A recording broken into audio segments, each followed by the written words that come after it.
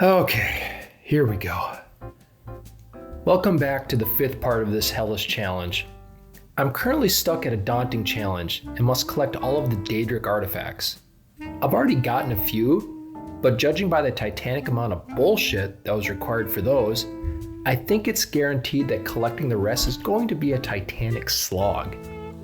I debated making this entire video about this colossal challenge of raw endurance and godlike determination, but promptly decided that it just wouldn't be that entertaining. But I figured that this part of my journey needed to be told and couldn't be just simply skipped over. So buckle up and prepare yourself for 10 hours of gameplay condensed into just a few minutes.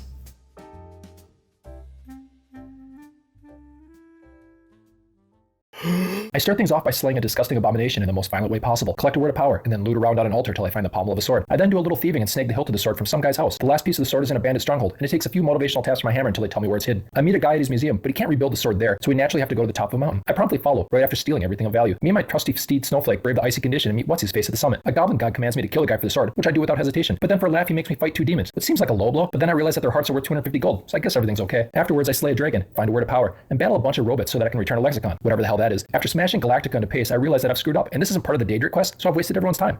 I track down an insane man, then get clearance to go into the Blue Palace to find a ghost guy in the haunted wing of Hogwarts. I run into whatever the hell this guy is, do a couple of puzzle quests that include animal abuse, and watching a comically small man fight the memories of his high school bully. Afterwards, I'm rewarded with the Wabbajack, which turns out to just be a fancy stick, but what's one of the artifacts, so whatever. I visit a guy in prison, turned into a werewolf, and hunt down a white stag, which turns out to be a ghost that has a sick hunting fetish. Turns out the guy in prison is a werewolf and has to be put down. I track the beast to this very red cave system, get to see a sweet moon backdrop, and then slay him mercilessly for the crime of being cursed. Kinda makes me a hypocrite, but whatever. I'm awarded with a sick leather vest and we move on. I take a moment to become a detective and track down a murderer, get sent to prison, partake in a little mining to loosen up my joints. Moving on, I discover a talking dog that leads me on the longest walk ever, fight a bunch of vampires, and steal a gigantic axe, all for a silly looking mask that makes me slightly better at haggling.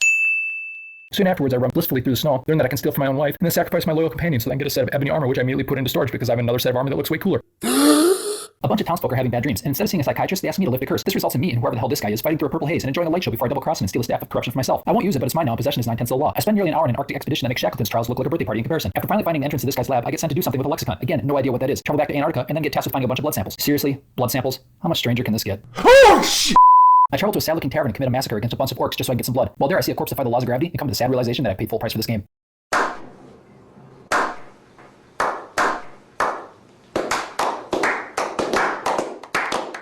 I return to the North Pole, straight up murder guy, and get rewarded with a book that is totally not the Necronomicon. What the hell is even that? I commit cannibalism, get a ring, kill a bunch of giants, accidentally kill my friend, and witness a magic trick as my wife sits in an invisible chair. This is not okay. This needs to stop now.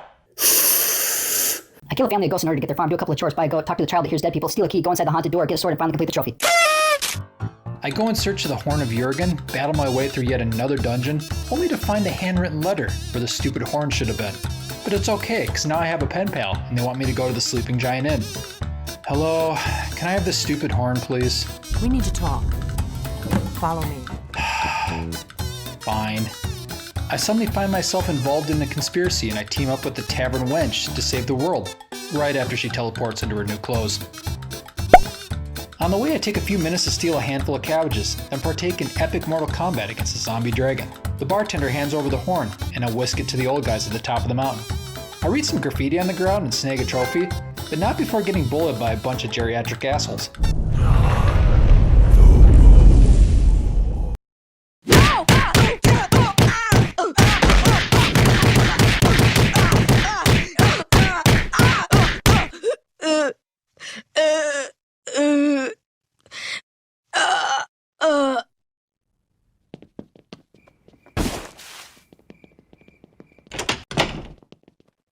Hey, Peter. Hey, what's going on?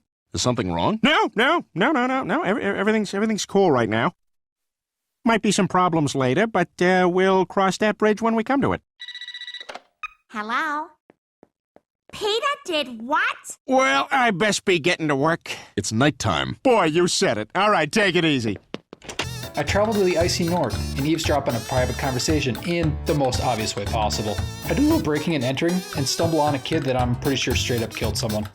He wants me to kill an old lady, so I do the lad a solid, and I give her a quick and painless death.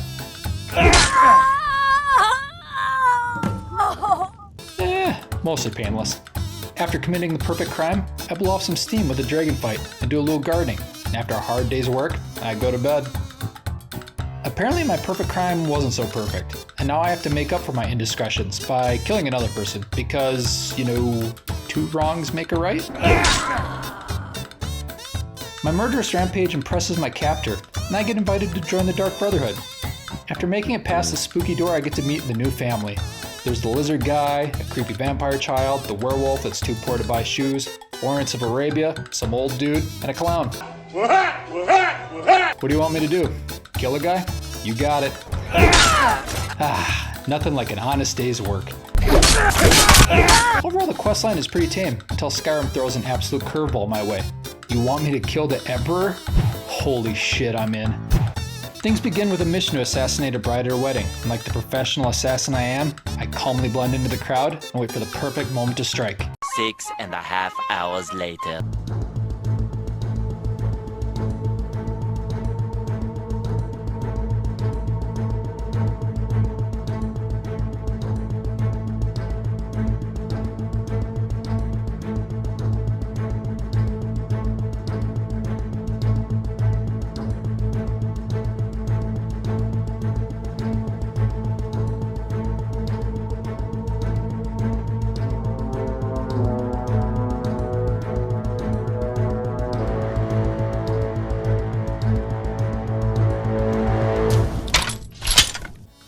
Wow!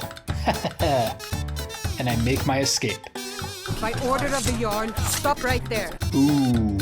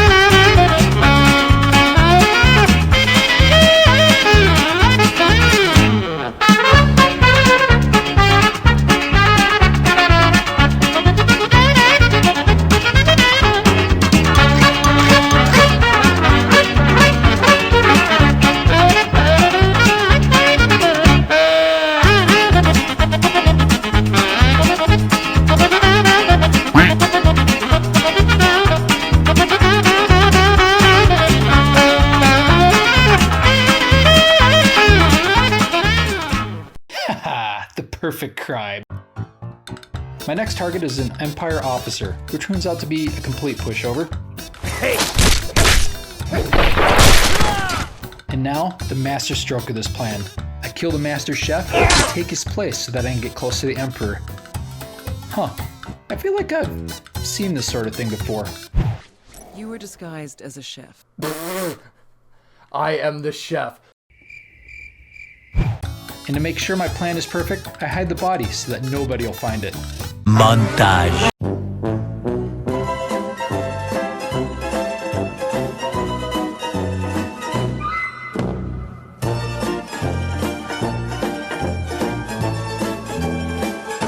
Perfect. No one's ever gonna find this guy. Yes, I am the Master Chef. Master Chef here. Hello, Master Chef. Hello, Master Chef. Hello, I'm the Master Chef. Hello, Master Chef. Chef, hello. My friends, as Emperor, I of course reserve the right of first taste.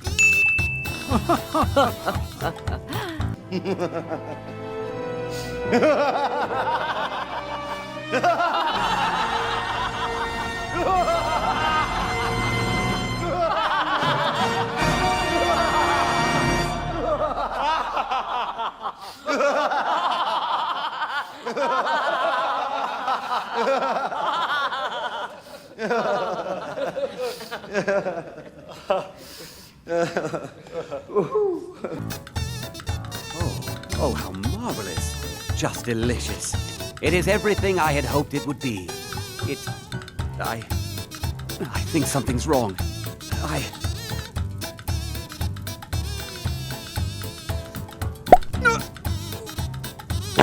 The Emperor takes a taste of poison soup, breathe his last, and I make my escape with yet another perfect crime accomplished.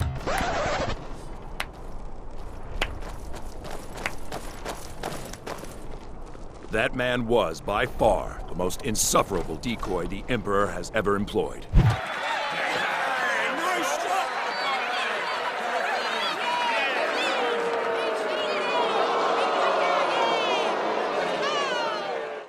I lost. I lost? Wait a minute, I'm not supposed to lose. Let me see the script. Let me check the script. And the Dark Brotherhood is destroyed. What? I come home to the cave being engulfed in flames, and I barely escape with my life by hiding in a coffin. When the flames have stopped, I exit the coffin, no worse for wear, which I can't exactly say for my boss, who now resembles beef jerky more than a person.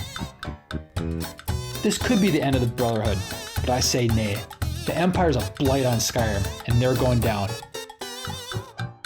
Sneaking onto the Black Pearl, I battle my way into the captain's quarters, and now I stand face to face with the big guy. I won't fight you. So we may as well get this over.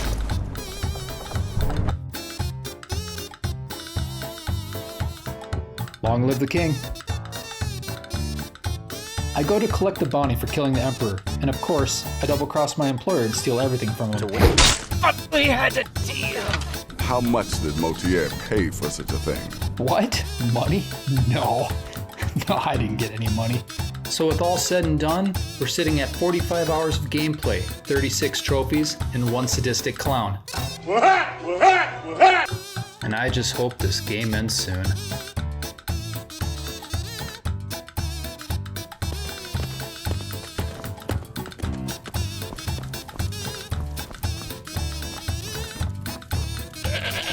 Why is there a goat in my house?